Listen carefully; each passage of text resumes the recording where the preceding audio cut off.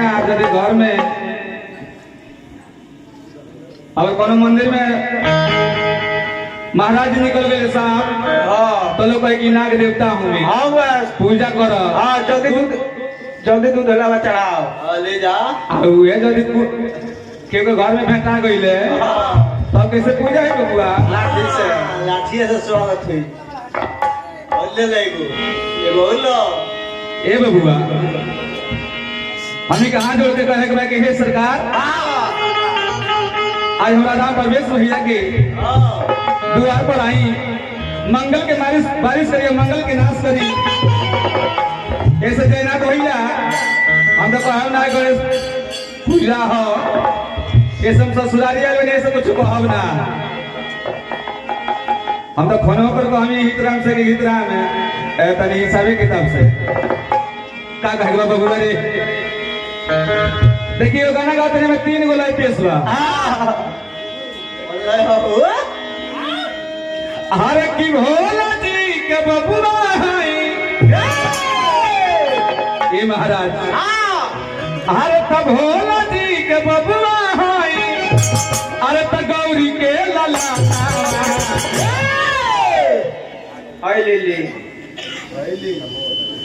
चलिए हमारा जकार्ता महोदय राम प्रवेश भैया की तरफ से 1,000 रुपये पुरस्कार है गणेश पूजा में मिला मालिक से नहीं हो रहा शुभकामना खातिर ना भैया। ए महाराज देखी नु ओ परिवार में कितना एकता बा कि एक संगे सबे रहता आए घड़ी के भाई में देखी कितना एकता बा। एगो भाई की बनाता तो तले एगो भाई अपना खोल के मुड़ा खोल के धो देले बड़े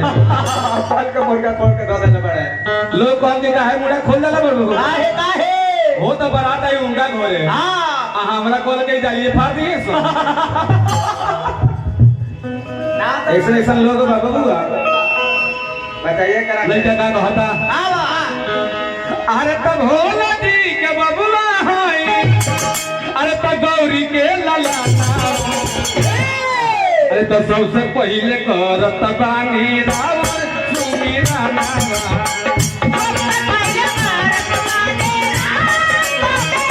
सबसे पहले करत बानी रावण सुमीरा नामा भोला जी के बबुआ है भोला जी के बबुआ है गौरी के लला तो सबसे पहले करत बानी रावण सुमीरा नामा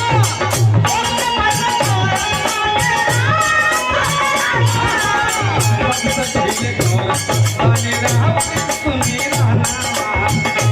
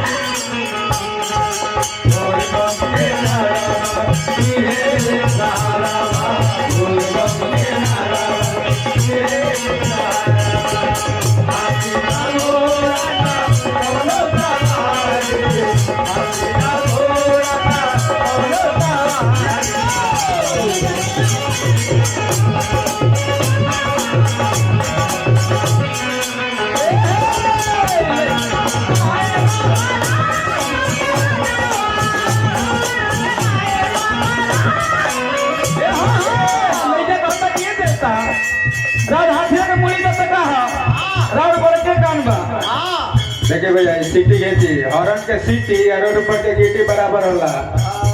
स्टेशन पर के बैठला पट्टीदार लोग के बैठ इतना सीटी मत मारी सीधे बजान चलो तू नानो माने भी के ना माने रावरो मलकाइन कह दे जे हमरे भातार घंटो पे बजावेला बैठे के तेरे बाप रे बाप नहीं है ऑपरेटर साहब बानी नु तैयो के घर में कहली कि बाप रे हमार भाता खूब बजावे ले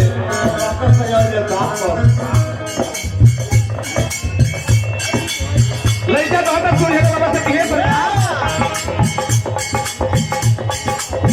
हाथिया के सुहा पवनी माथा के तनवा हाथिया के तोरा पवे माथा के तनवा हाथिया के सुहा पवनी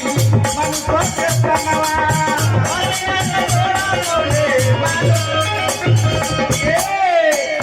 सब हसे लता से पहिले होकेला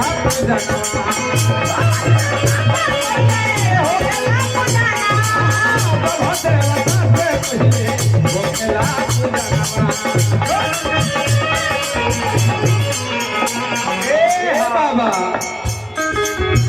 रिधिया रिधिया गीत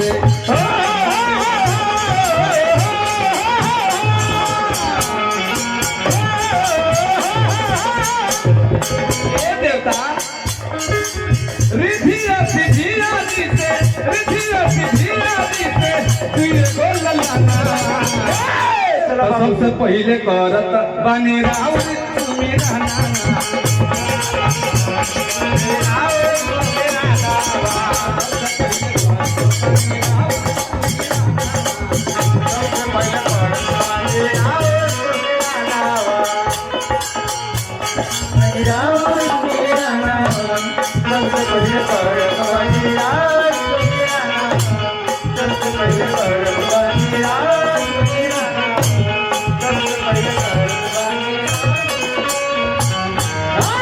लड़का बुला के चल गई चलते चलते मैं साचा दरबार में चला बबू